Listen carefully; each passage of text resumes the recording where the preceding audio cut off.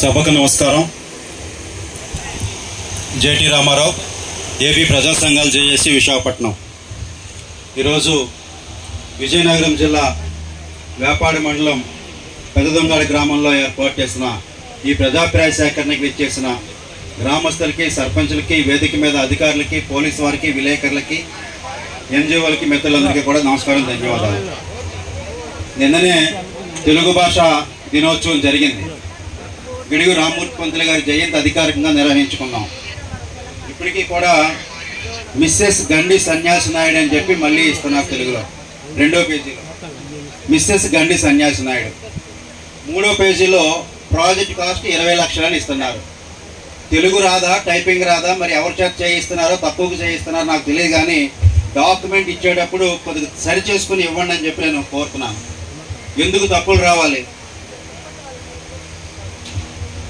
అలాగే అనేక హామీలు గణపతిరావు గారు ఉన్నప్పటి నుంచి ఇప్పటి వరకు కూడా మనం చూస్తున్న అనేక హామీలు ఉన్నాయి. త్యాగం చేసేది పెదదొంగాడి గ్రామస్తులు. కొండగ దగ్గరలో క్వారీ ఇచ్చినా కడుపులో బాధ దగ్గర పెట్టుకొని ఉపాధి అవకాశాలు లేకపోయినా సరే ఎదురు చూస్తున్నారు. అయ్యా, మీకు అధికారుల ద్వారా, మా ప్రజల ద్వారా కోరుకునేది, ఇక్కడ నష్టపోయిన యువత, నిరుద్యోగుల కోసం జాబ్ మేళాలో మీరు ఏర్పాటు చేసినప్పుడు భోగాపురం ఎయిర్పోర్ట్లో వీళ్ళకి ఉపాధి అవకాశాలు ఎక్కడన్నా కల్పించండి.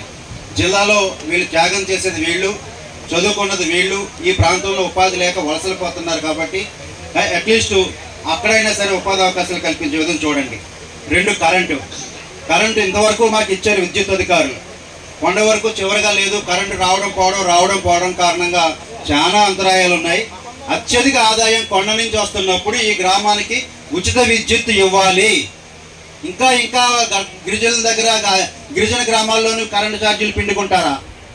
ఎంత ద్రోహం, ఎంత అన్యాయం.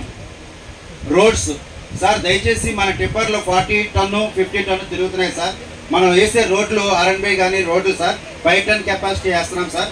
దయచేసి ఎస్టిమేట్లు తయారు చేసేటప్పుడు మన అధికారులు క్వారీ, మైనింగ్ జరిగే ప్రాంతాల్లో కనీసం అట్లీస్ట్ 20-30 టన్ కెపాసిటీతో రోడ్లు మనం వేసుకోగలిగేలా ఉంటే మనకి రోడ్లు తొందరగా దెబ్బతినగా ఉంటాయని మేము భావిస్తున్నాం సార్.